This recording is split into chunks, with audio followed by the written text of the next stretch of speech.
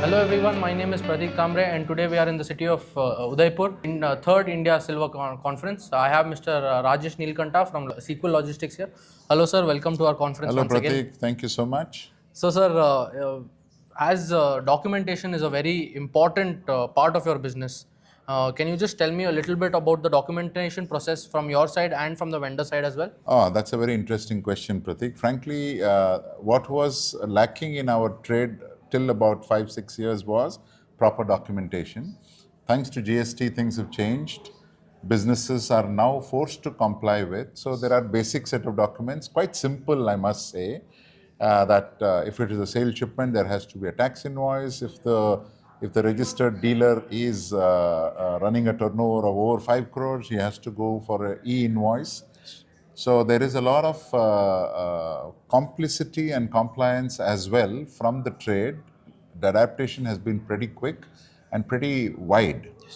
There are still few players in small pockets of the country where either they don't have clarity or there is a bit of a negligence. I'm sure it's a matter of time for them also to transform the way they do business. Of course, non-compliant documentation always leads to a lot of hassles, seizures of shipments, fines and penalties, and delays and whatnot. So it's important that we have a very clear, compliant documentation practice for the trade from our customers, and Sequel Logistics has always gone out of its way to support customers in providing them the right advisory to have the proper documentation in place. So sir, you spoke so much about documentation. Is it very complex or is it very easy for people to understand? No, fortunately, it's very easy, I must say, because there are only two basic types of documentation. There's a set of documentation if you are involving in a trade of any of your goods, that is a sale of any of your goods. There's a straightforward tax invoice concept that is followed.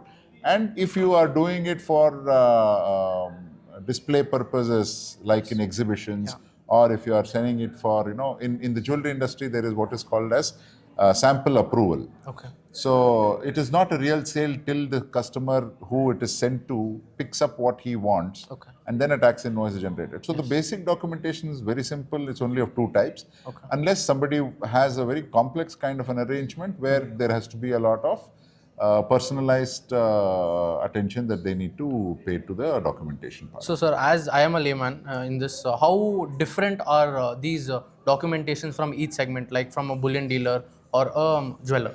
No, so basic documentation remains the same, Pratik. As I said, it depends on the type of the trade that one is doing. If it is for a sale, then it has to be a tax invoice, be it for a jeweler, be it for a bullion trader, it is the same.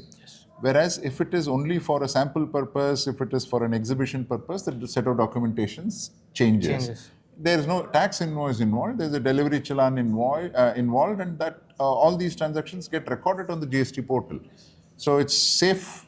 It's best to be safe than sorry. What are the pros and cons of these documentation processes? Yeah, the biggest pro I would say is smoother transit of cargo from point A to point B with very minimal detention or obstructions. Even if a tax authority stops our vehicles, it is just a matter of scrutiny of the documents that we carry, and if everything is fine, the shipment is free. Cons are plenty. It starts with the seizure of the documents, investigation into past transactions, fines, penalties, and whatnot. So it's better, as I said, to be safe than sorry. So sir, one more question I think in everyone's mind is the e-way bill and how applicable it is to our precious metals industry. E-way bill is a concept where it is more a guarantee for these tax authorities that the shipment that is going is a legit shipment and it is recorded at every stage of its transit. Fortunately or unfortunately, there are two different schools of thought. Some people feel that it's good that it's not applicable to our industry. Some people still feel that it should have been applicable, but it's a matter of time when it will get applicable. In fact, Kerala, for one, has made it mandatory for all intrastate movements. Otherwise, right now, e-way bill is not applicable for our industry, other than Kerala. And one more hot topic which has been around, I think, for 6 months, 1 year, 1.5 years is IIBX. And the growth of IIBX we have seen in the last couple of years. So with the growing interest in IIBX, so how does Sequel want to transform its business or scale up its business to help such a great initiative? Good question, but I would like to answer it in a different way. SQL has always believed in creating the required infrastructure for the trade to thrive and do their business as seamlessly as possible. Towards that, in fact, we have been there first off the block in Gift City with a SEBI approved vault.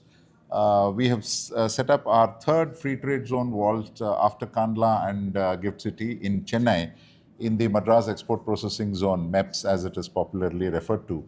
So this, all this would eventually get tied into the IABX manner of doing business for the country, especially for the bullion industry. So I'm sure we would stand in support of these new initiatives by the government, by the state and the trade. First of all, congratulations for the facility in Chennai, Thank you, sir. thank you. And thank you for making our industry more compliant and more rigorous in a very good way. I mean, we have been insistent with our customers that they be as compliant as Yes. they can be, so that it's good for the whole industry as such, and the credibility ratings also have been going up Yes. because of such compliance. Thank you so much, sir. much. Thank you so much, sir, Pratik. once again.